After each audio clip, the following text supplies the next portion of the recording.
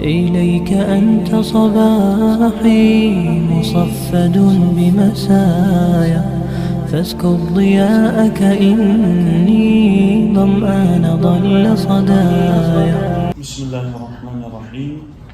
نحمده ونصلي على رسوله الكريم. أما بعد. We'll make this short, inshallah. It's not going to be long. Surah Quraysh. The surah is called Quraysh.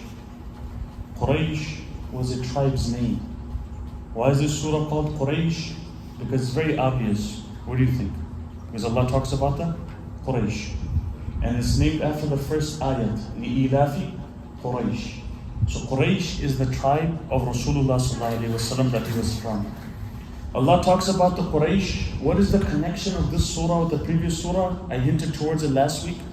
Surah Fil, Allah mentions one of the greatest miracles that occurred at the time, in the year before Rasulullah ﷺ was born. And this involved the Quraysh, the custodians of Baytullah, the people in Makkah involved them. And this was a great bounty from Allah subhanahu wa ta'ala for the Quraysh. Because already the Quraysh were respected, they were honored. Right? People used to treat them like they're some type of divine tribe because they were around the Kaaba and people knew that this is Baytullah. Everyone agreed to this. All religion preached that this was Baytullah, the house of Allah. But after this incident, where the divine help of Allah, not even one fight from the Quraysh, not even one sword was lifted by the Quraysh. Allah subhanahu wa ta'ala, through His divine help, destroyed the army of elephants, the army of Abraha. This told the entire world, whether it was the Roman Empire, whether it was the Persian Empire, whether it was all the other tribes in Medina, whether it was the Jewish tribes, whether it was any other tribes, and the competition tribes, those tribes that were competing with the Quraysh, they all knew that the Quraysh they have some type of special merit, some type of special quality that Allah subhanahu wa ta'ala has given them. So in the next surah, this surah to Quraysh, Allah subhanahu wa ta'ala reminds the Quraysh.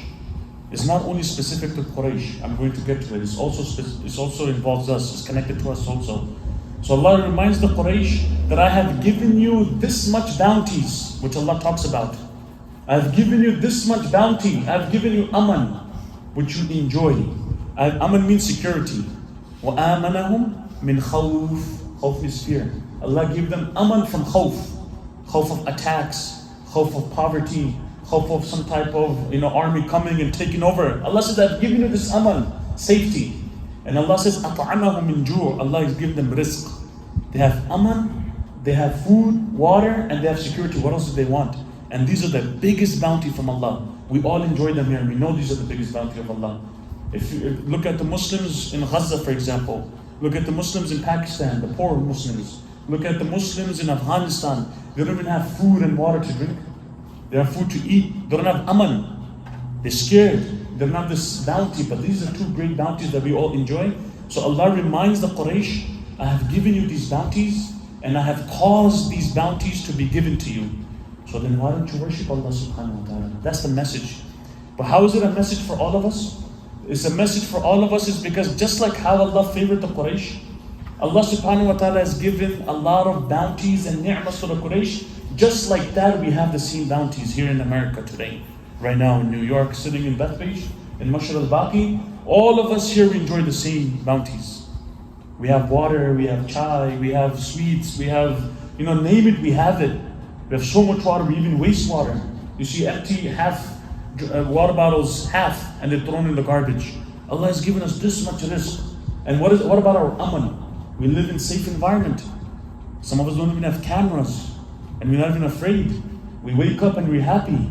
We can leave our kids in our house and we feel some type of contentment. Inshallah, nothing is going to happen. There's aman. Allah has given us the same bounties. So then the question of Allah is, فَلْيَعْبُدُوا رَبَّ هَذَا الْبَيْتِ. Your job is to be grateful and do ibadah of the Rabb of Bayt, yani Kaaba Sharif. You have to also be grateful to Allah as well as worship Allah subhanahu wa ta'ala. This is the summary of the message in Surah Quraysh. It's connected to Surah Fil because in Surah Fil Allah talks about one of the greatest bounties, one of the greatest miracle upon the Quraysh. Because of this, the Quraysh, their level, their security, their status amongst the Arab tribes in Syria and the Byzantine Empire, amongst at that time the superpower. You know, now you have America, you have Russia, these superpowers. Superpower of the time was the Roman Empire, the Byzantine Empire, and it was the Persian Empire. These were the two empires, superpowers. They used to fight with each other, but they wouldn't come to Makkah. They wouldn't come to the Quraysh because they knew we can't do anything. Abraham made a mistake. He came, his pride got the best of him. He came and Allah did what Allah did with him. In Surah Al-Fil, we talked about that last week. So now the Quraysh, the tribe of Quraysh, and the people around Makkah, the people of Makkah, Quraysh lived there. They were the caretakers of Baytullah, of the house of Allah. Their respect, their honor has increased in society. Now, people won't even dare. Before they won't do it also, but now they won't even dare to rob them. So Allah talks about, what are these two bounties? Allah talks about the business safar, the commercial safar, travel that they used to do, business trip that they used to take to Syria, right? And also to Yemen in summer and winter. They used to go because around in Makkah, you don't have greens. There's not a lot of fertile land, right? They don't have a lot of fruits. They don't have a lot of goods, produce coming out. So the Quraysh, they were always starving. They were very poor. Until in the lineage of great-grandfathers of Rasulullah sallallahu alaihi wasallam, Hashim. His name was Hashim. That's why the children of Hashim are called Banu Hashim. And Rasulullah comes from Banu Hashim. Abdul Muttalib was his grandfather. He comes from Banu Hashim. The most honorable tribe is Quraysh, the Prophet said. Amongst the Quraysh is Banu Hashim. And Allah chose me from Banu Hashim to be the last messenger. Rasulullah sallallahu alaihi wasallam said. So Quraysh have some special status to them. And there's a reason why Allah chose the Quraysh. Why He chose the last prophet from the Quraysh. Specifically from Makkah. Not from the Roman Empire. Not from the Jewish lineage. Not from any other place. But Allah chose the Quraysh. From the Quraysh He chose Banu Hashim. From Banu Hashim He chose Rasulullah sallallahu alaihi wasallam. And He chose them from Makkah Mukarramah. There's a whole wisdom which you study in Sirah. That's a whole different topic. So the Quraysh, Hashim, the great-grandfather of Rasulullah sallallahu alaihi wasallam, he came up with this plan, this business trip, that in summer and winter, we should have a business trip to Syria, and we should have a business trip to Yemen, and go there, buy whatever we need for the year, and bring it back. Right? So he came up with this. And now the Quraysh in the time, and this continued on, after Abdul Muttalib and the incident of Abraha, it became even more easier for the Quraysh to have business trip.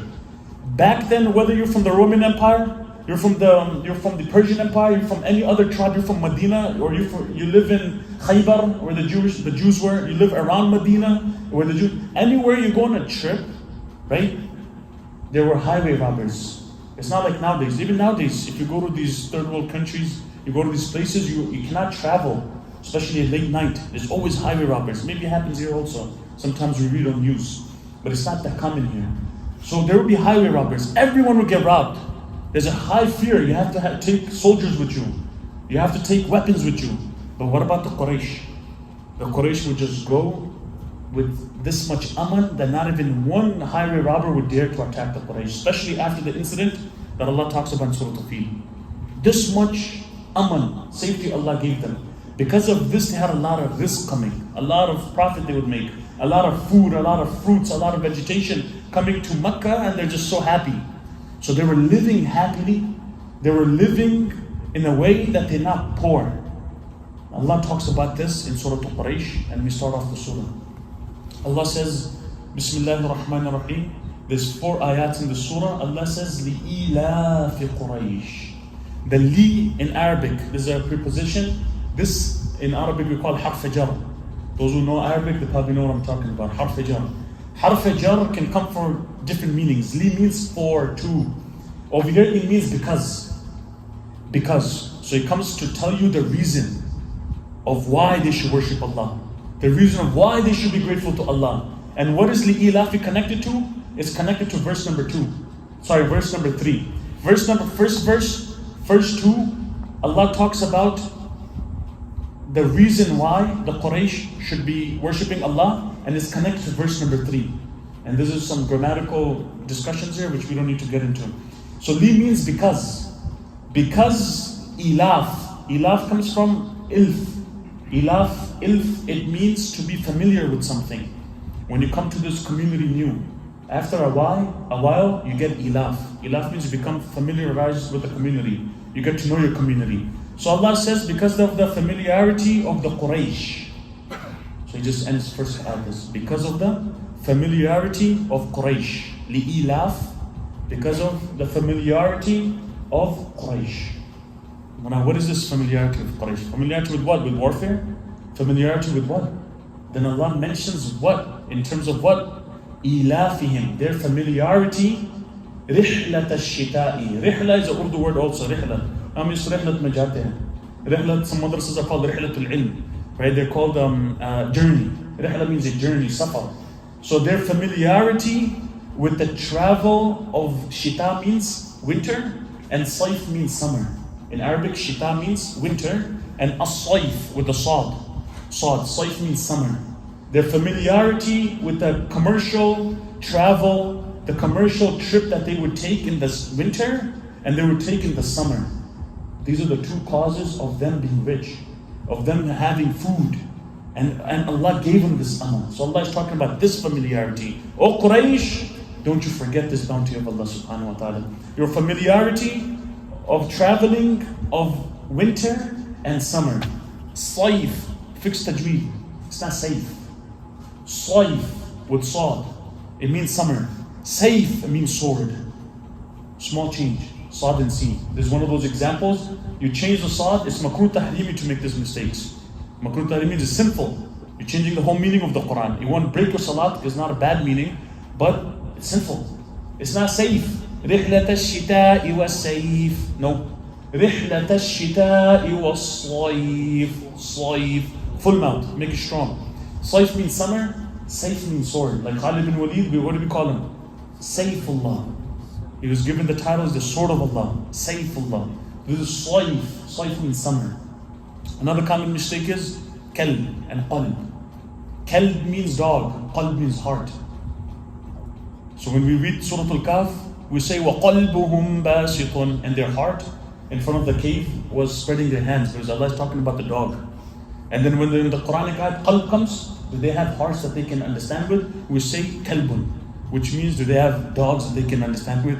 So we change the whole meaning and it turns into this. Sometimes it's not our fault because we're not Arabs. But the thing is we need to study, right? We need to study these basics, right? So we can improve ourselves. Always be open to learning and changing and adapting to new knowledge that is out there. So then Allah says, this bounty that I've given you, ilafihim, their familiarity with travel, which was the main source of their rizq. But now who caused this with so much ease? Who caused this? Allah subhanahu wa ta'ala. Now this is connected to the next verse. فَلْيَعْبُدُوا. It comes from ibadah. Ya'budu comes from abada ya'budu. It means let them now worship. Then. Ya'budu, they shall worship. Fa means then. For example, I say Ja'a Zaydun fa Amrun. Zayd came, then comes Amr. Fa. We use the word, just the letter fa. Fa zabar fa. Many places in the Quran it means then. So then ya'budu, let them do the ibadah. Let them worship. And part of ibadah is gratefulness to Allah subhanahu wa ta'ala. Is one of the greatest ibadah. Being grateful to Allah. Not blaming Allah. Not neglecting the commands of Allah subhanahu wa ta'ala. So let them worship رَبَّ هَذَا الْبَيْتِ. Rabba means the Lord. Hada means this. Al-Bayt, it means house. Which house is this talking about? Kaaba. Al-Bayt in here, the house refers to Kaaba Sharif. Let them worship, let the Quraysh, and by extension all of us, because the Quran is not just speaking to Quraysh here. There's a principle, when you study fiqh, there's principles of fiqh. When you study hadith, there's principles of hadith. When you study tafsir, there are principles of tafsir as well. The main principle in tafsir is when Allah mentions names of people, that means the message is not only for them. The ibrah, the lesson is for the world. Keep that principle in mind. So Allah is talking about Quraysh, but the lesson is not only for the Quraysh. The lesson is for the entire world. All of us sitting here. Even today, even tomorrow, even maybe hundreds of years in the future. The message is for everyone. That's the principle of tafsir. When you read Quran, don't think, it's Quraysh. It's talking about Abu Lahab, Tabbat yada Abi Lahabin wa Tab, which we'll cover. It's just talking about Abu Jahl. It's talking about this person. It's talking about Qawmi Had, Qawmi Lut. It's talking about Qamilut, what the acts they did. It's not talking about us. No, the message of the Quran is for everyone. It's universal. Even though it's a specific incident. That's the principle of Tafsir. So Allah says, let the Quraysh, by extension all of us, worship the Lord of this house. Why did Allah specify Bayt? He could have said, Lord, worship the most generous Lord, worship the Lord that created you. But Allah mentioned the Lord of this house. Because Allah knows that the house, Baytullah, was the source why the Quraysh were honored. That's why Allah mentioned only this quality. This is the beauty of the Quran. Allah mentions quality not because He just wants to mention them. There's a message behind them. The source of the Quraysh or of the Meccans, and even Rasulullah sallallahu alaihi wasallam, one of his khususiyat, specialties, is that he has Baytullah. It's because of the Kaaba Sharif. So Allah reminds them, listen, I put you around the Kaaba. I'm the Lord of the Kaaba. Just like I respect the Kaaba, you have to respect the commands of Allah subhanahu wa ta'ala. Let them worship Rabb, the Lord. Rabb, perfect word is Lord. The one who takes care of you. Rabb, let's talk a little bit about Rabb and we'll end off the last 2 ayats that have been done. Rabb means, even a father is a Rabb. What did I just say? Na'udhu billah, you called me a Lord? No. In Arabic language, Rabb. Rabb means Lord. Ar-Rabb, that's the Lord is Allah. But a father is the caretaker of his kid.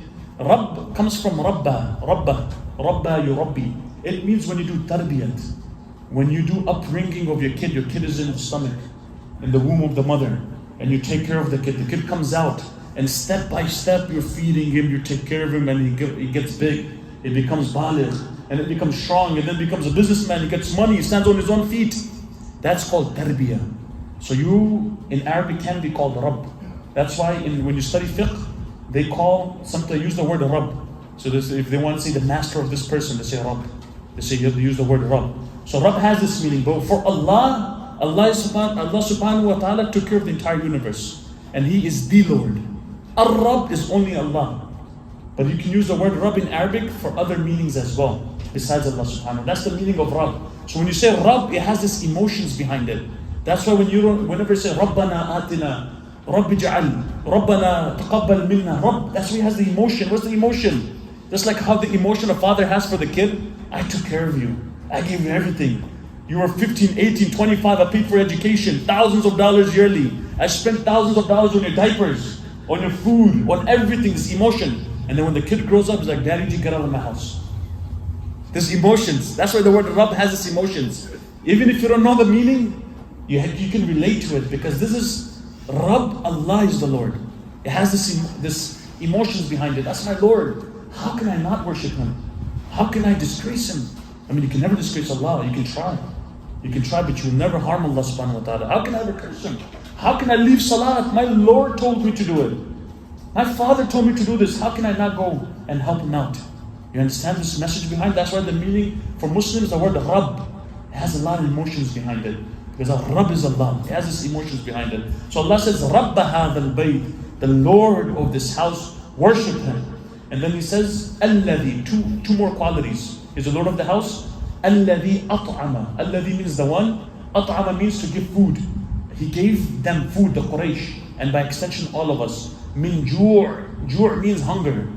Hunger. None of us know what hunger is. Unless you came from back home and you didn't have anything. None of us know what hunger is. No kids can over here raise their hand and say, I know what hunger is. You don't know what true hunger is. Allah says He's the one who fed them against hunger, the Quraysh, because they were hungry people. They were very poor, poverty.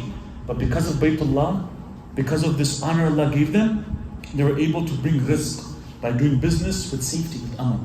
While other people didn't have this quality, this benefit, or this bounty. So Allah says He fed them against ju'. Ju' means hunger. Now what's the third quality of Allah? So Allah is the feeder, and that's the truth. Allah is the sustainer, that's the truth. The meaning of Rabb has this meaning in it. The one who sustains, the one who feeds you, the one who takes care of you. So Allah is the one who fed them. وَآمَنَهُمْ مِنْ خَوْفٍ. And Allah aman. You can see this? Aman. I'm trying to connect it to words that you know in your language. Urdu gets a lot of words from Arabic and Farsi. Right? So we take a lot of words in Urdu from Arabic and from Farsi. And a little bit from Hindi as well. So aman, amanahum. And Allah gave them aman, amanahum. When I say amanahu, He gave him security. Right? Allah says, وَآمَنَهُمْ, Allah gave them aman, security. Min khawf, from all fear, against all fear.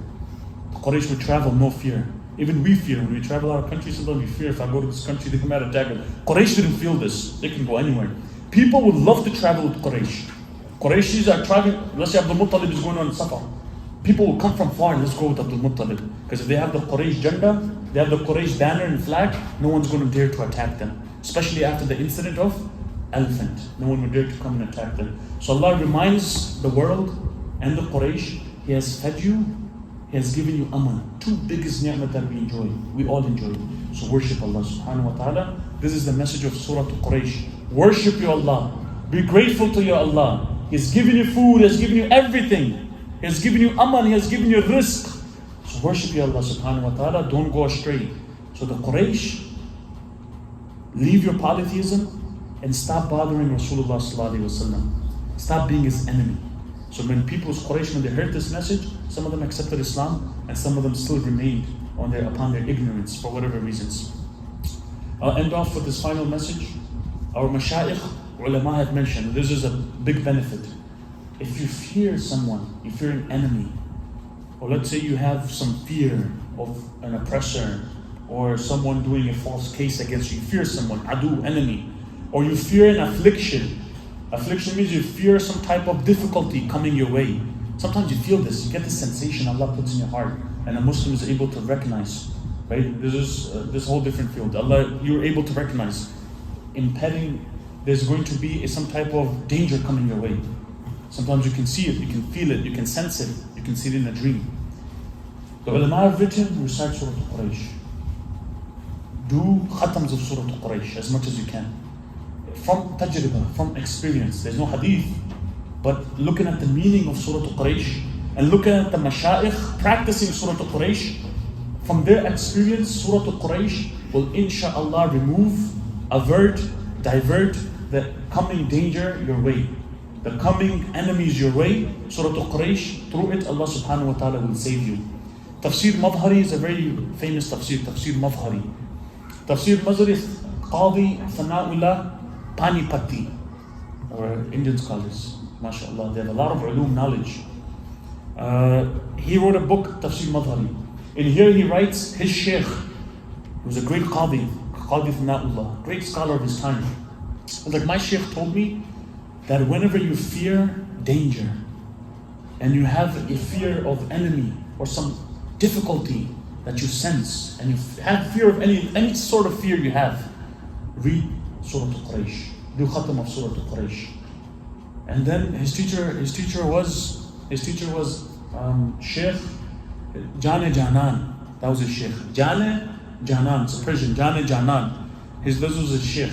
Madhar, it was Mirza Madhar Jane Janan. He was also a great scholar of the time. So his Sheikh told him, from experience, because he tried this, and the awliya, the friends of Allah, they tried this, the mashayikh ulama, they tried this. From experience, we have seen, when you recite Surah Quraysh, Allah subhanahu wa ta'ala gives you aman against khawf. وَآمَنَهُمْ min khawf. Allah will give you aman against your khawf as well. And you can also get the rizq from Allah subhanahu wa ta'ala. So do the khatam of Surah Quraysh. Qadi Thana'ullah says, I tried this in many instances, because he was a judge. When you're a judge, you have a lot of enemies. People don't like you, people want to attack you, people want to do whatever they want to do to you.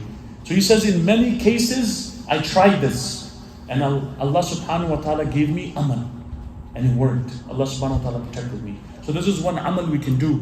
When we fear something, we fear some cruelty, some injustice happening, where there's a court case and you know some guy suing you for no reason, you did nothing.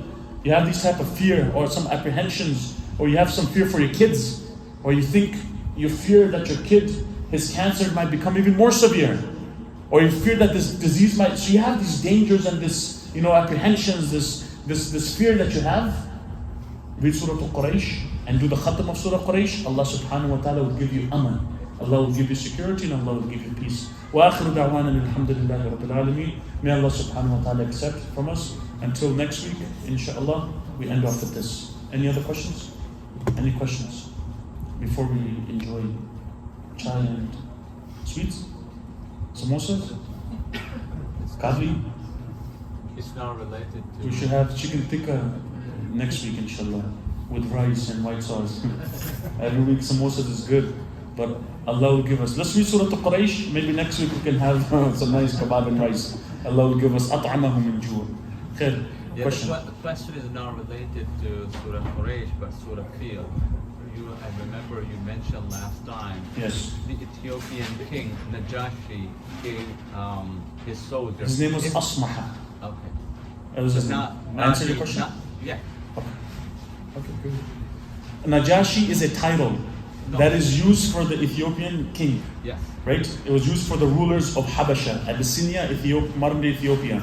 Najashi was a title, but their names would be different. So if you want to see the Ethiopian king, you see Najashi. So the Najashi that was alive at the time of Abdul Muttalib was different Najashi that was alive at the time of Rasulullah sallallahu alaihi wasallam who brought Iman. He accepted Islam. Later on, this Najashi accepted Islam. And that was a different Najashi he let the Muslims migrate. That was different. That was the grandson, if I'm not mistaken, of Asmaha. It was different Najashi. But the Najashi in Surah Al-Fil that we talked about, that was Asmaha. That was his name, Asmaha. It was different Najashi. Any other questions? Yes. So you said the letter Fa usually means then, right? Fa zabar fa. So I was reading the meaning of a few ayats, and then I saw that Thumma means then also. Very good. Why, mashallah, little kid became a master in Arabic. Who knows this? Thumma also means then. And your question is, what is the difference? What's the difference? That's an Arabic lesson. Fa is used for immediate. And it's used for immediate. And then, but this then happens right away. Thumma usually is used for tarahi, delayed. Like, a couple of months later, a couple of days, you said, then use the word then. Then this happened. Yani after a long time it happened. Fa means right away. So Allah is saying, right away worship Him. I give you this much rizq, I give you everything. There's no delay, don't think. Just go worship Allah subhanahu wa ta'ala. That's another beauty of the language of Quran. But we can't go over too much linguistic miracles of the Quran because it's tough. You have to have some type of understanding of Arabic language. A very good point. Qabul Allah. Jazakallah khairan.